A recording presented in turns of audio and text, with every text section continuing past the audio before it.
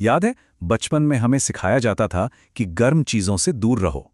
हम अक्सर सोचते हैं कि ये सेफ्टी रूल्स, ये सुरक्षा के नियम बस बच्चों के लिए हैं, पर क्या हम वो बुनियादी सबक आज भी याद रखते हैं? आज हम उन्हीं जरूरी बातों पर एक नजर डालेंगे, क्योंकि सच तो यह है कि जब कोई हादसा होता है तो पहले कुछ पलों में सही जानकारी होना ही सबसे बड़ा फर्क पैदा कर सकता है। तो चलिए आज इसी पर बात करते हैं। जरा सोचिए, अचानक कहीं से कांच टूटने की तेज आवाज आती है या किसी की चीख सुनाई देती है। उस एक पल की घबराहट में सबसे पहला काम क्या होगा? देखिए, यह सिर्फ एक सवाल नहीं है, यह किसी भी इमरजेंसी की तैयारी की एकदम बुनियाद है। उस पल में हमारा पहला रिएक्शन ही तय करता है कि आगे क्या होगा। तो सुरक्षा की शुरुआत कहाँ से होती है? इसकी शुरुआत होती है अपने आसपास की दुनिया को ध्यान से देखने से। हमारा घर, स्कूल, सड़कें, ये वो जगहें हैं जहां हम रोज बेफिक्र घूमते हैं, लेकिन अक्सर खतरे यहीं छुपे होते हैं। हो सकता है कहीं कोई ढीला तार हो या जमीन पर पानी गिरा हो। इन छोटे छोटे खतरों को पहचान लेना ही उन्हें टालने का पहला और सबसे जरूरी कदम है। और सबसे अच्छी बात जानते हैं क्या है? ज्यादातर हादसे बस यूं ही नहीं हो जाते। मतलब ये किस्मत की बात नहीं है, उन्हें रोका जा सकता है। बस थोड़ी सी समझदारी और कुछ आसान से नियमों को ध्यान में रखकर हम अपनी सुरक्षा अपने हाथों में ले सकते हैं। ये सब तैयारी का खेल है, किस्मत का नहीं। तो चलिए अपने दिमाग में एक सेफ्टी प्लेबुक बनाते हैं। इसमें कोई रॉकेट साइंस नहीं है, कोई मुश्किल नियम नहीं है, बस कुछ आसान और असरदार बातें हैं जो किसी भी हादसे के खिलाफ हमारी पहली ढाल बन सकती हैं। ये समझना बड़ा दिलचस्प है कि हम जहां होते हैं, खतरे भी उसी हिसाब से बदल जाते हैं।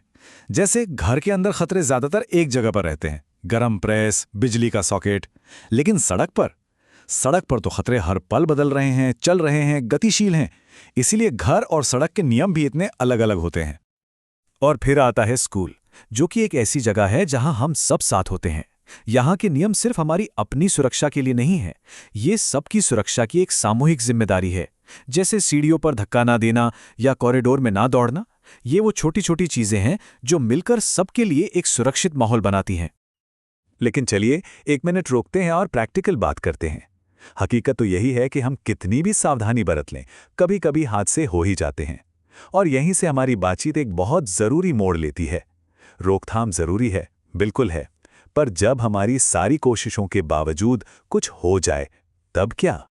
यहीं पर एंट्री होती है प्राथमिक चिकित्सा यानी फर्स्ट एड की। ये किसी भी हादसे के बाद हमारी पहली और सबसे जरूरी प्रतिक्रिया होती है। मुश्किल समय में ये जानना कि क्या करना है, ये सिर्फ एक हुनर नहीं है, ये एक तरह की सुपर पावर है। तो ये फर्स्ट एड आखिर है क्या? देखिए, बिल्कुल आसान भाषा में ये किसी भी बीमार या घायल इंसान को डॉक्टर के आने तक या अस्पताल पहुंचने से पहले दी जाने वाली तुरंत मदद है। इसका बस एक ही मकसद होता है, हालात को और बिगड़ने से रोकना और उसे काबू में रखना। और ये इतनी जरूरी क्यों है? अरे, सही समय पर दी गई फर्स्ट एड किसी की जान तक बचा सकती है। ये चोट को और गहरा होने से रोक सकती है, दर्द में तुरंत राहत दे सकती है। पर शायद सबसे बड़ी बात यह है कि यह हमें उस घबराहट के पल में सुन्न हो जाने से बचाती है और आत्मविश्वास के साथ सही कदम उठाने की हिम्मत देती है। तो अब आते हैं मुद्दे की बात पर।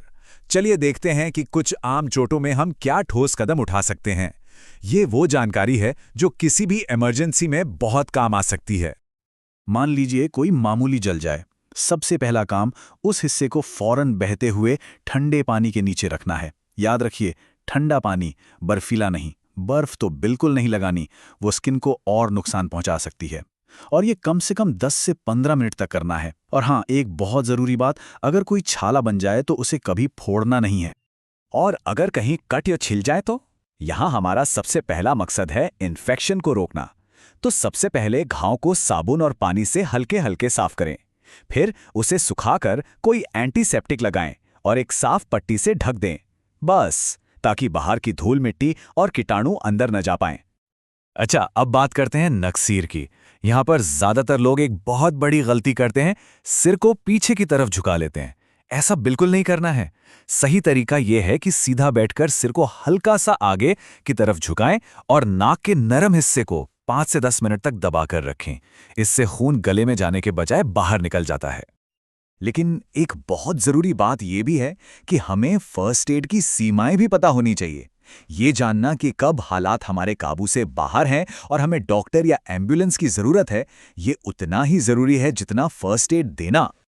ये कुछ ऐसे संकेत हैं जो बताते हैं कि मामला गंभीर है।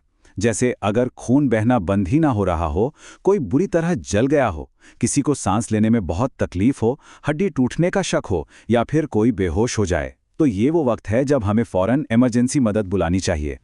तो कुल मिलाकर बात क्या है? लक्ष्य है शांत रहना, घबराना नहीं, सोच समझकर सही तरीके से कदम उठाना, और साथ ही अपनी सीमाओं को जानना और ये समझना कि पेशेवर मदद कब बुलानी है। असल में तैयारी का असली मतलब यही है। तो देखिए, जानकारी अब हमारे पास है, हमें बुनियादी नियम पता है, फर्स्ट एड के ज़रूरी कदम भी मालूम है, लेकिन असली सवाल तो ये है कि क्या हम वाकई ज़रूरत पड़ने पर सही कदम उठाने के लिए तैयार हैं? इस पर एक बार ज़रूर सोचिएगा।